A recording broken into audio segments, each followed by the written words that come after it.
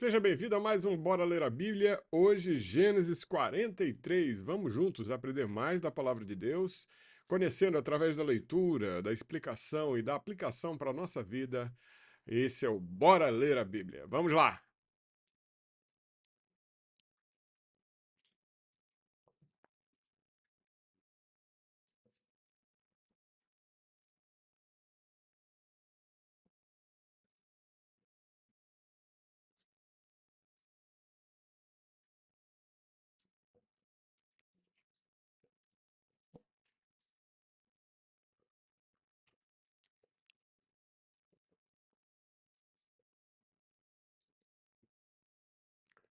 Bom, texto de hoje nós vamos para Gênesis 43. Vamos passar a leitura. A fome continuava rigorosa na terra. Assim, quando eles já haviam consumido todo o grão que trouxeram do Egito, Jacó, o pai deles, lhes disse: Voltem e comprem um pouco mais de mantimento para nós. Judá, porém, lhe disse: Homem, o homem nos advertiu severamente: Não volta à minha presença, a não ser que tragam o seu irmão. Se enviares o nosso irmão, desceremos e compraremos mantimento para ti. Versículo 5. Se, porém, não o enviares conosco, não iremos, porque foi assim que o homem falou: Não voltem à minha presença, a não ser que tragam o seu irmão. Israel perguntou: Por que me causaram esse mal? Contando àquele homem que tinha um outro irmão. Eles responderam: Ele nos interrogou sobre nós e sobre a nossa família e também nos perguntou: O pai de vocês ainda está vivo? Vocês têm outro irmão?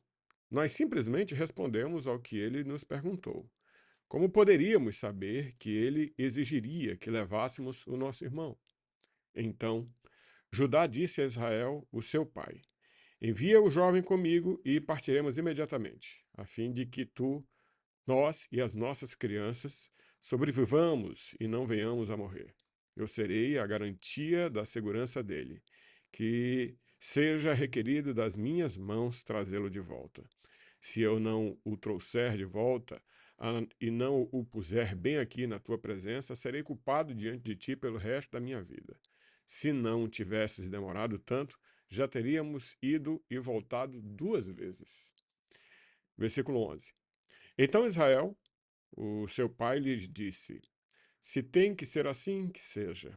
Coloque alguns dos melhores produtos da nossa terra na bagagem e levem-nos como presente ao tal homem um pouco de bálsamo, um pouco de mel, algumas especiarias e mirra, algumas nozes de pistache e amêndoas.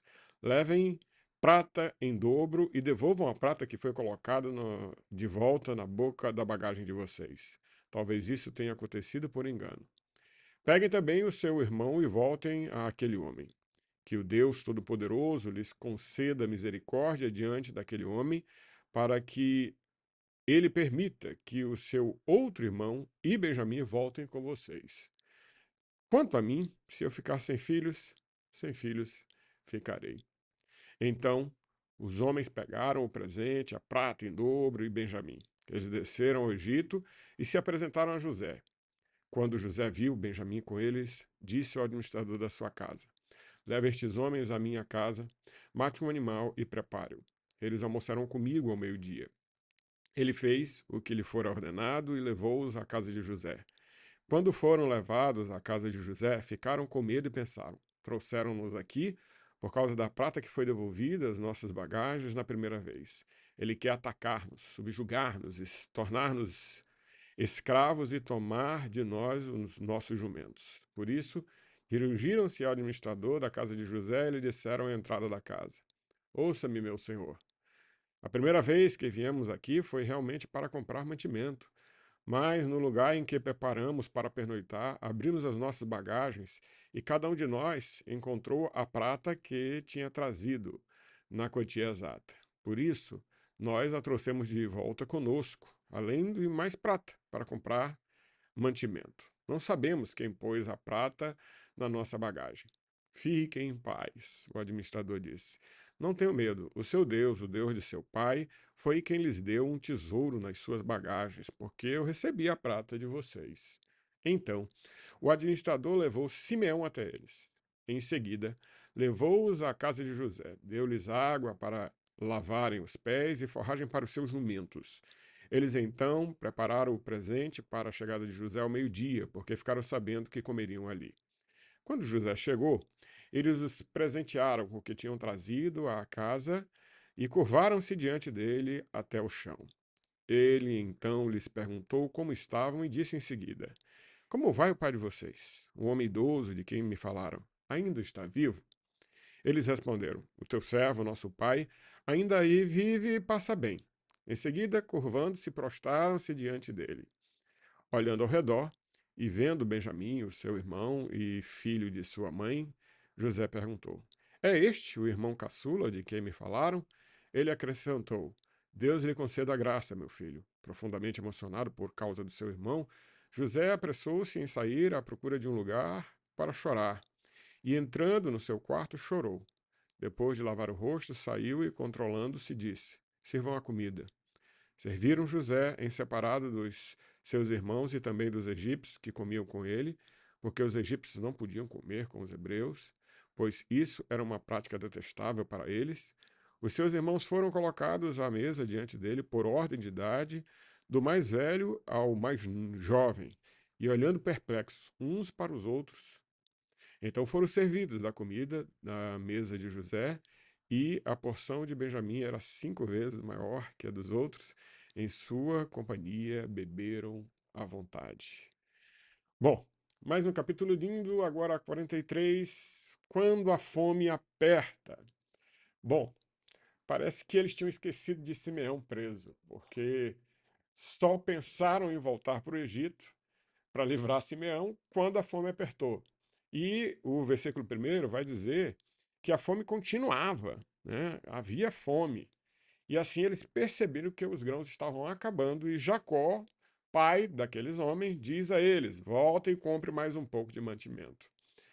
Na primeira discussão sobre voltar para o Egito e comprar mantimento, o Rubem, o mais velho, tinha dito: olha, nós só vamos voltar se Benjamim for conosco, porque foi isso que foi acordado com o chefe lá, com o líder da comida.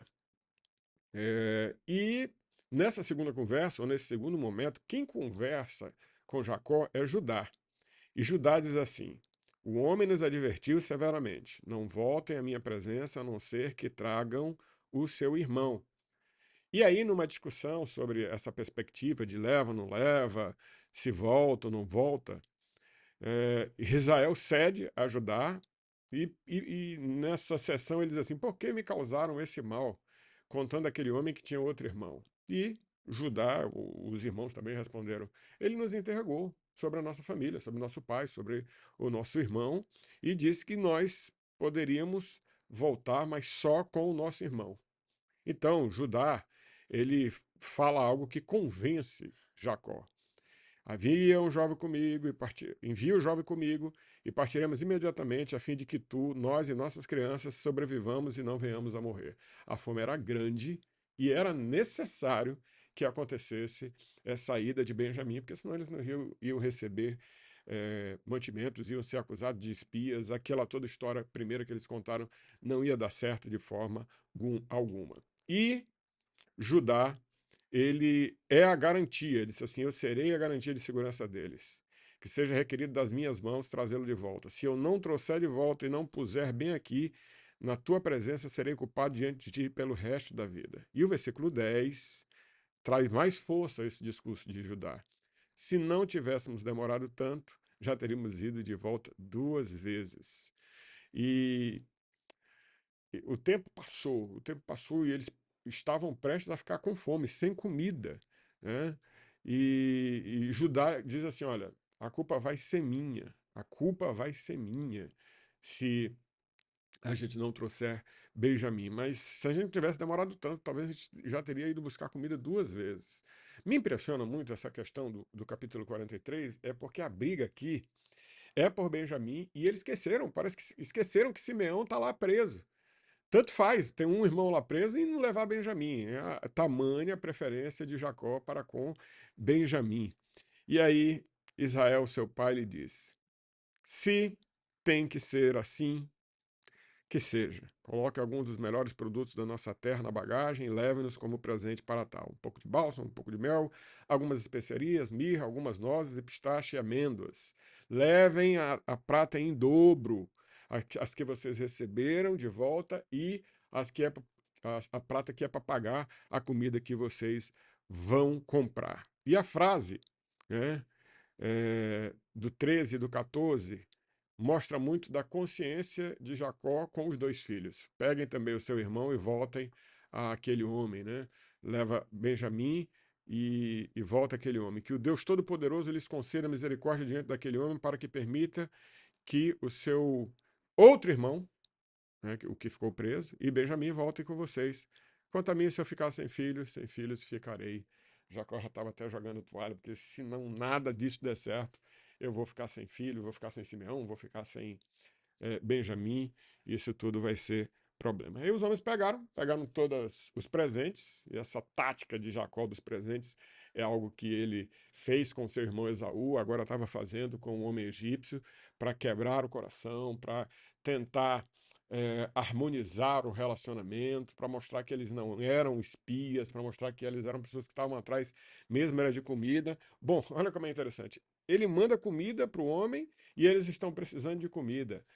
Então, Jacó ele é estratégico até nos presentes. Ele não deixa esse jeitão dele de ser estratégico. E levaram a prata em dobro, Benjamim, e desceram para o Egito.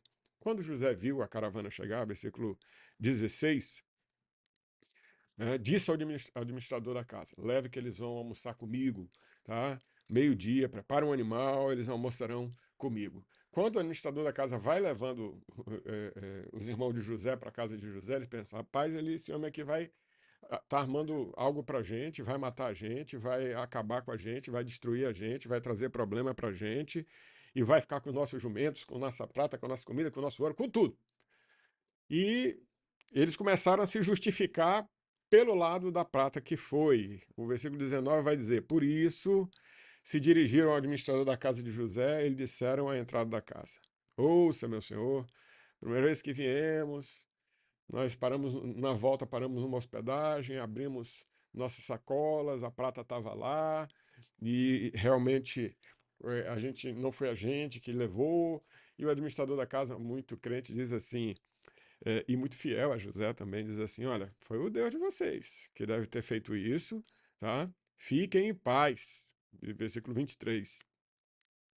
O administrador disse: não tenham medo, o seu Deus, o Deus de seu pai, foi que lhes deu o tesouro de suas bagagens, porque eu recebi a prata de vocês. Isso não era verdade. Foi José que ele recebeu mesmo a prata, mas José mandou colocar de volta na sacola deles. Em seguida, José chega, né? É, e aí começa a receber os presentes, versículo 25. É, eles preparam os presentes para José receber, né? Porque sabia que ele ia chegar meio-dia. Versículo 26. Quando José chegou, eles presentearam com o que tinham trazido da casa e curvaram-se diante dele. Mais uma vez, Gênesis vai dizer que os irmãos de José se curvam diante dele. Isso já tinha acontecido lá no capítulo 42, versículo 6. E os sonhos de José, lá de quando ele era adolescente, mais uma vez se concretizam, mais uma vez se realizam, mais uma vez está disposto. Depois de 20 anos, sendo vendido, justiçado, esquecido, trabalhando para os egípcios, sendo um grande líder que salvou da fome os egípcios e todos ali daquela região do mundo, agora ele vê seu sonho da adolescência sendo realizado.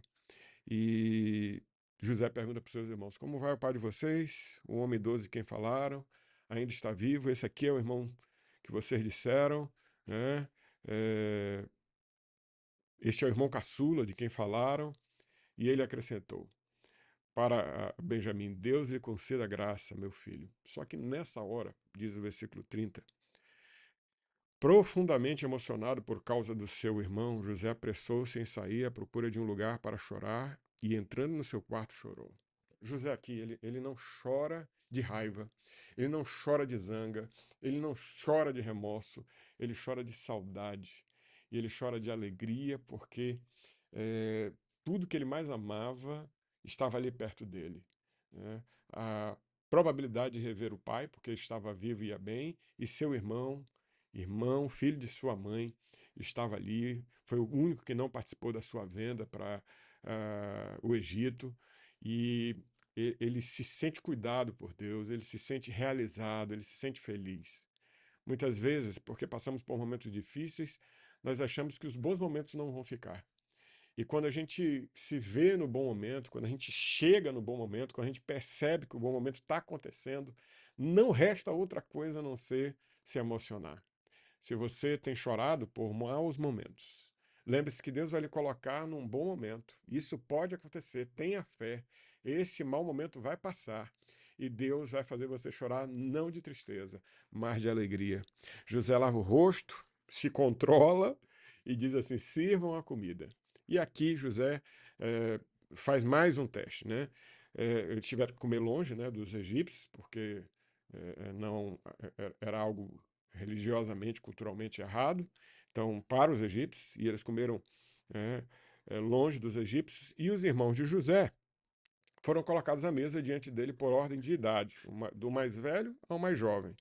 E todos ficaram perplexos. Como é que eles sabem aqui a nossa idade, né? José sabia. Então ele foi colocando. E por último, claro, serviram uma porção para Benjamim 5 vezes maior, e ali comeram e beberam à vontade. É interessante falar que por que a quantia de Benjamim foi maior.